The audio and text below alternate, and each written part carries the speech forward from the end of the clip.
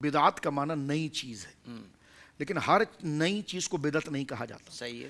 کیونکہ دیکھیں نا، بدعاتی کو گمراہ کہا گیا ہے. تو یہاں سے ایک سادہ سے مفہوم آ گیا کہ یہ عمل کی بدعت نہیں ہے، اعتقاد کی بدعت ہے. واہ واہ واہ واہ. عمل کی بدعت فسق کی طرف لے جاتی ہے، اعتقاد کی بدعت کفر اور گمراہی کی طرف لے جاتی ہے. اس کی صحیح تعبیر ام المومنین سیدہ عائشہ صدیقہ بنت صدیق رضی اللہ تعالیٰ عنہما بیان کرتی ہیں بخاری شریف کے اندر کہ جناب رسول کریم صلی اللہ علیہ وسلم نے ارشاد فرمایا کہ من احدث فی امرنا ھذا ما لیس منہ فہو رد. یہ بدعت کی جامع تعریف ہے جو جناب رسول کریم صلی اللہ علیہ وسلم کی زبان سے جاری ہوئی، اور یہ صحیح بخاری شریف کے اندر ہے. کیا فرمایا؟ من احدث فی امرنا، جو ایجاد کرے ہمارے اسلام میں، ہمارے دین میں.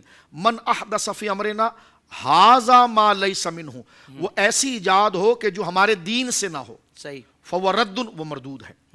تو یہ فہو رد بمعنی وہ مردود ہے. وکل بدعۃ ضلالۃ وکل ضلالۃ فی النار، ہر نیا کام گمراہی ہے اور ہر گمراہی جہنم میں لے جانے والی ہے. تو یہ سادہ سے پتہ چلا کہ یہاں پر عملی بات نہیں ہو رہی ہے، اعتقادی بات ہو رہی ہے. بہت اچھے کہ ہر غلط عقیدہ نکالنا جو قرآن و سنت کے مطابق نہ ہو وہ گمراہی ہے، اور اس کو اپنانا وہ گمراہی کی طرف لے جانے والا ہے. اور ہمارے دین اسلام میں کوئی ایسا عقیدہ نکالے کہ جس کی اصل قرآن و سنت کے اندر نہ ہو، اور قرآن و سنت میں اس کی اصل نہ ہو. یہ بھی ایک سوال ہے کہ قرآن و سنت میں اصل کا کیا مطلب ہے؟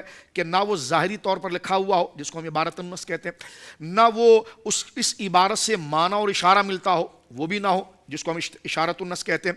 اسی طرح وہ ایسا ہو کہ وہ آیت، وہ جو کام آ رہا ہے وہی تقاضا یہاں پر بن رہا ہے، وہ بھی نہیں بن رہا، وہ اقتضاء النص کہتے ہیں.